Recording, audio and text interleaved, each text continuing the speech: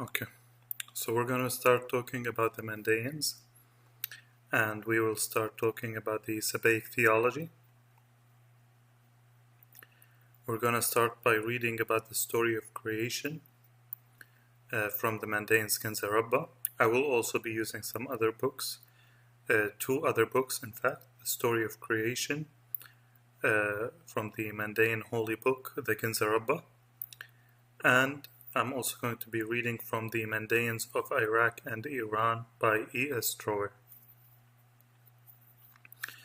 Okay, the story of creation. When the fruit, Pira, was still inside the fruit, and the ether was still inside the ether, the glorious manna was there.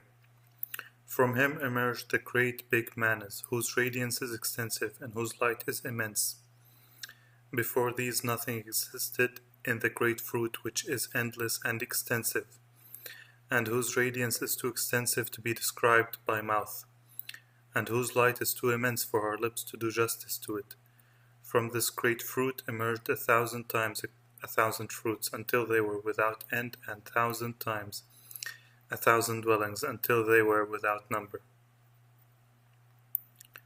So the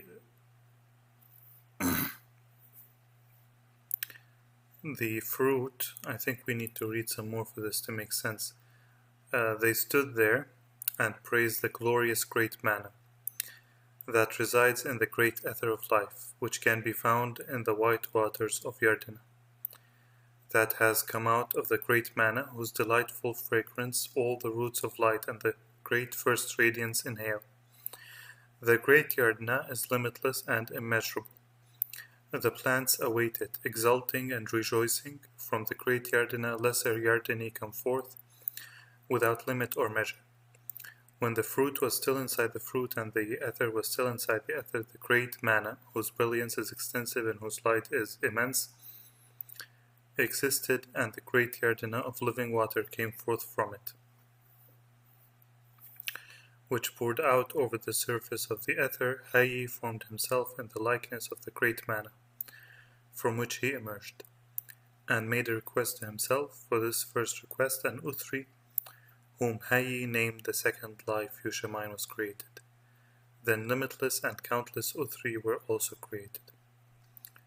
So, to try and explain this to you, I think I'm going to read this next one, the Pira, and then I'm going to explain this to you.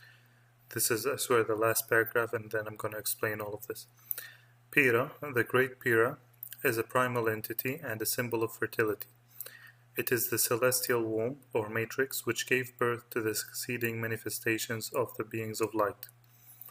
When the first intelligence, Mana, decided to cohabit with its Tmuta counterpart, in order to create helpers, erect the heavenly lights, and bring forth messengers of life, to preserve him in his concealment, he cohabited with Sim'at Hayy, and produced the great life Hayy Rabbi. Okay. The great manna is the hidden sun in the world of non-existence. Okay? In the world of non-existence. The hidden sun in the world of non-existence is called the great manna. The great manna cohabited with his counterpart, with his female counterpart. That is Sim'at Hayy. Sim'at Hayy is the hidden Venus. Okay, this is the hidden Venus.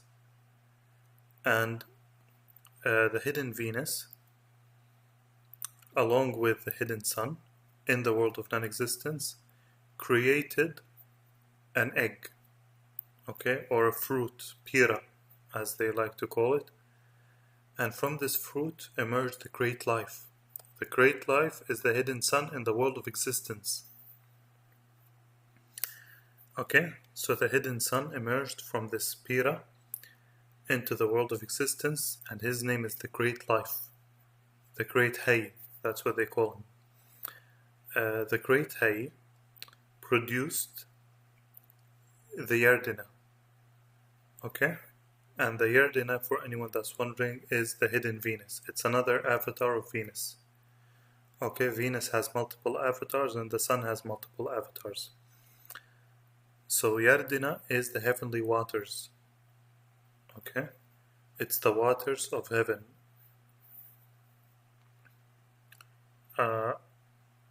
And this Yardina, just so you guys know, the heavenly water, which is an avatar of Venus, supplies the rivers on earth with their water. Okay? So the rivers that you see on earth get their water from Venus, from the Yardina, the avatar of Venus. Yardina is an avatar of Venus. Ether, right? And the ether was still inside the ether. The ether is the heavenly air. Okay, the air in heaven, the air in the firmament of the deities is called ether. They have their own air and they have their own waters. Okay? So it's also worth mentioning at this point that the gods are androgynous.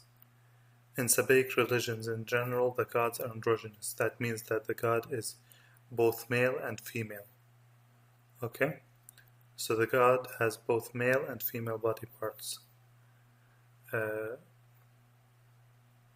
In this case, the Mandaeans tell us that the god existed with his counterpart, with his female counterpart.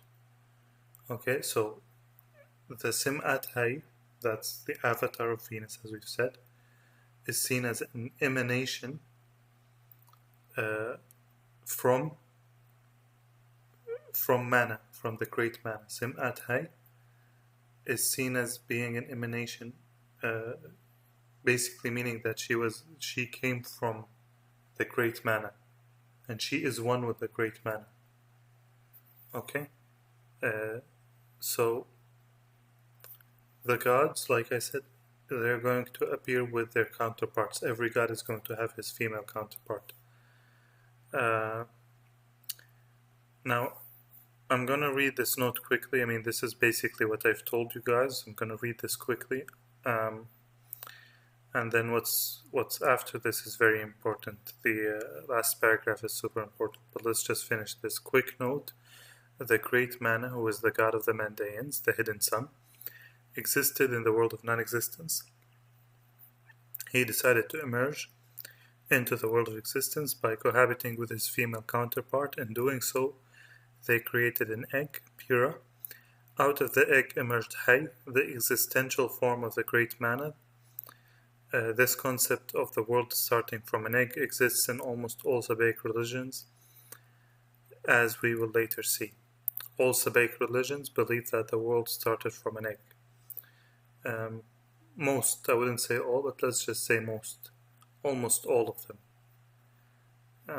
We're going to read about this egg. Scientists call it the cosmic egg, because it appears in all of these different religions. They call it the cosmic egg. Khalid Miran is a prominent figure within the Mandaean community. He is the author of this book, which can be found on the Mandaeans' main webpage. And we will be listening to his explanation about all of the above. So the Mandaeans have their own website. It's called the Library of the Encyclopedia of Cognitive Eyes. And Khalid Miran has a book on this website. It's called the Book of Mandaean Sabian Figures in Contemporary History. I want you guys to go ahead and watch Khalid Miran's videos. I'm gonna have 3 or 4 videos perhaps after this video. I want you guys to watch those videos and then come back, and we can continue from there. Okay?